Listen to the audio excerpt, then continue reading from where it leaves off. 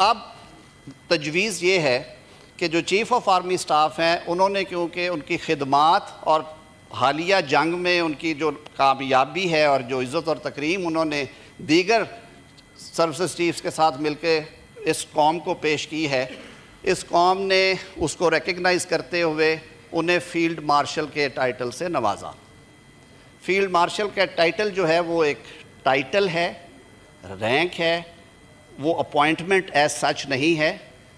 Army chief جو ہے وہ اپوائنٹمنٹ ہے، اس کا ایک ٹائم فریم ہے، وہ 5 سال کے لیے ہمارے قانون کے مطابق on the expiry of date time whatever is mentioned in the law وہ عہدہ چھوڑ دیتے ہیں unless until he has been granted extension by the competent authority۔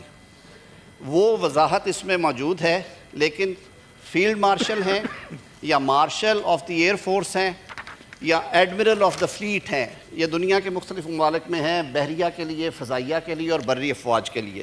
ان کا ذکر کیا گیا ہے اور کہا گیا ہے کہ یہ قومی ہیروز ہوں گے جن کو یہ ٹائٹل دیا جائے گا، اور یہ ٹائٹل سر ساری دنیا میں تاحیات ہے۔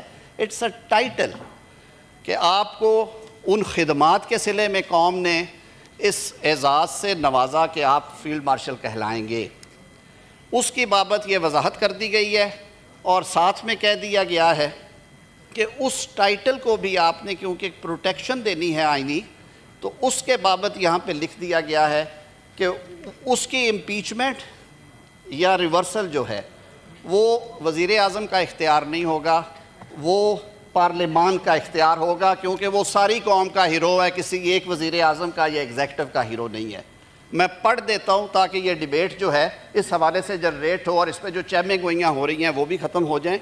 سر دس از امینڈمنٹ آف آرٹیکل 243۔ میں ترجمہ بھی کروں گا اپنے بھائیوں کے لیے، جو میرے دوست ہمیشہ کہتے ہیں کہ آپ ٹرانسلیٹڈ ویسے آ گیا ہوگا۔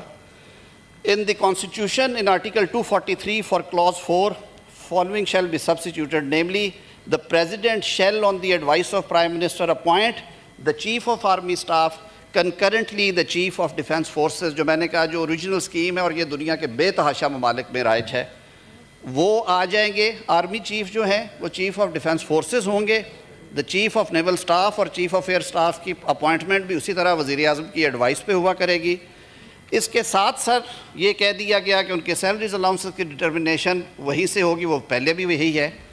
اب جو نئی کلازز ڈالی گئی ہیں وہ 5, 6, 7, 8, 9, 10, 11 ہیں جی۔ 5 کہتی ہے notwithstanding anything contained in clause 4 the office of Chairman Joint Chief of Staff Committee shall stand abolished with effect from 27th day of November 2025۔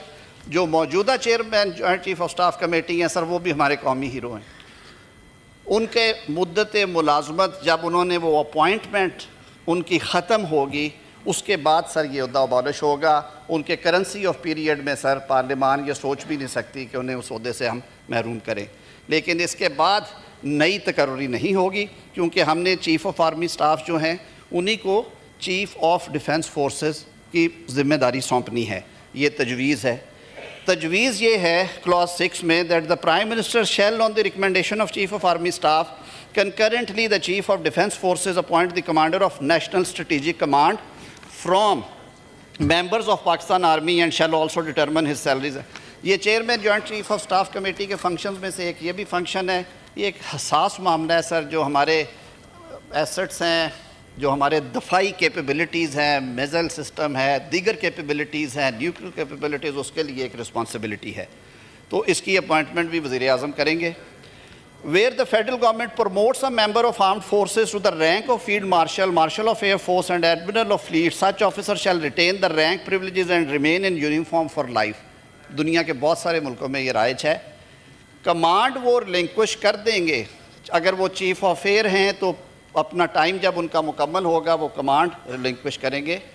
Army chief ہیں اس ٹائم کے مطابق کریں گے، لیکن یہ جو ان کو ٹائٹل اور رینک فیلڈ مارشل کا اگر کسی کو دیا گیا تو آئین اس کو پروٹیکٹ کر رہا ہے۔ 9 میں ہے the provisions of article 248 as applicable to president shall mutatis mutandis apply to field marshal, marshal of air force and admiral of fleet۔ جو میں نے بات کی ہے کہ پھر یہ نہیں ہے کہ ایک بندے نے اپنی ساری عمر دی، اس نے اس ملک کی خدمت میں ایک جنگ جیتی، ایک نہیں کئی اور محاذوں پہ کامیابی حاصل کی، قوم نے اسے اس ٹائٹل سے نوازا، تو یہ فرد واحد کا فیصلہ نہیں ہوگا کہ آپ یہ ٹائٹل واپس لے لیں، یہ اس ایوان کا اختیار ہے۔ یہ دونوں ایوان جوائنٹ سٹنگ میں بائی ووٹ اس کو کر سکتے ہیں، جو صدر کو مؤاخذہ کرنے کا طریقہ ہے۔